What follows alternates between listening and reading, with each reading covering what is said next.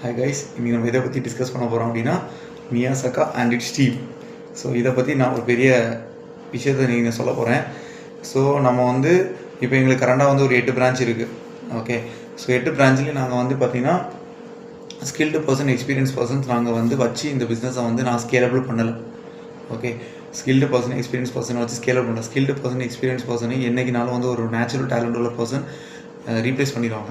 ஆனால் natural talent பர்சன்ஸை யாராலையுமே replaceable பண்ணவே முடியாது.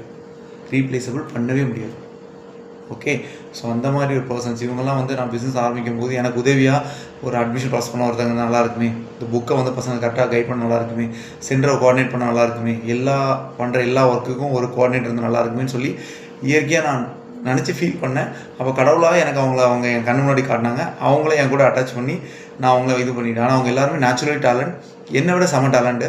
ஆனால் பிஸ்னஸில் கஸ்டமர் ஏமாற்ற மாட்டேன், என்ன தான் ஏமாற்றோம். அவங்கள ரொம்ப மேனேஜ் பண்ண ரொம்ப கஷ்டம். எவ்வளோ காசு கொடுத்தாலும் இவங்கள யாராலையும் வாங்க முடியாது. ஓகே, அந்த மாதிரி ஒரு பவர்ஃபுல் டீம் என்கிட்ட இருக்காங்க. அட்மிஷன் போடுறதுலையும், புக்ஸ் டெலிவரி பண்ணுறதையும், கிளாஸ் கொடுக்குறதுலையும் எல்லாமே. எனக்கு பிஸ்னஸ் ஆப்ரேட்டிங் காஸ்ட் ரொம்ப ஜீரோ. ஏன்னா என் கையில் டீச்சிங் ஸ்கில் இருக்கா, நான் ஃபிசிக்ஸ் எடுத்துறேன்னு சொல்லுவேன்.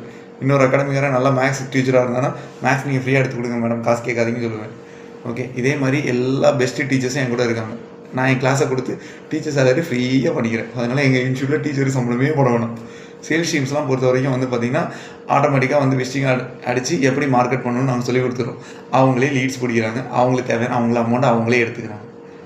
கரெக்டாக அதே மாதிரி தான் எப்படி வந்து குளம் வந்து பார்த்திங்கன்னா மழை பெய்யும் போது அதோடைய தண்ணியை பிடிச்சி வச்சுக்குமோ, அதே மாதிரி அவங்களே வந்து பார்த்திங்கன்னா மார்க்கெட்டிங் பண்ணி அவங்களே லீட்ஸ் எடுத்து அவங்களே ஆட்டோமேட்டிக்காக வந்து அவங்களுடைய சேலரிலாம் எடுத்துக்கிறாங்க. அதனால் சேல்ஸ் பர்சன் சம்பளம் போடணுமே அப்படிலாம் கிடையாது.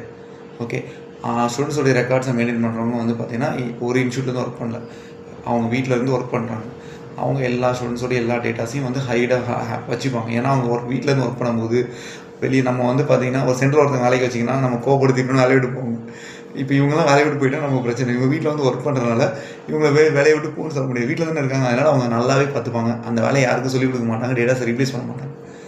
ஸோ இந்த அளவுக்கு வந்து பார்த்திங்கன்னா ஒரு பவர்ஃபுல்லான டீம் நான் உருவாக்கல, கடவுள் என் மூலமாக உருவாக்கியிருக்காரு ஏதோ ஒரு அற்புதம் பண்ணுறதுக்கு. ஓகே, நான் நிறைய விஷயத்தை இழந்துட்டேன். இன்றைக்கி நான் நிறைய பேருக்கு வந்து பார்த்திங்கன்னா வாழ்க்கையில் வந்து சாதிக்கிறதை சொல்லிக் கொடுக்குறேன். பட் நான் போதிக்கிற என்னால் சில நேரம் என்னுடைய குடும்ப வாழ்க்கையில் கூட என்னால் சாதிக்க முடியாமல் போயிடுச்சு. பட் நான் அதெல்லாம் மனசில் வச்சுக்கல. எல்லாம் நன்மைக்கு. ஓகே, அதனால் வந்து பார்த்திங்கன்னா நம்ம நல்லபடியாக ஒரு டீமை செட் பண்ணி கொண்டு போயிட்டுருக்கோம். ஸோ பெஸ்ட்டு டீச்சர்ஸ் வேணும், பெஸ்ட்டாக அட்மிஷன் ப்ராசஸ் பண்ணி தரணும், பெஸ்ட்டாக கைடன்ஸ் வேணும் அப்படின்னா ப்ளீஸ்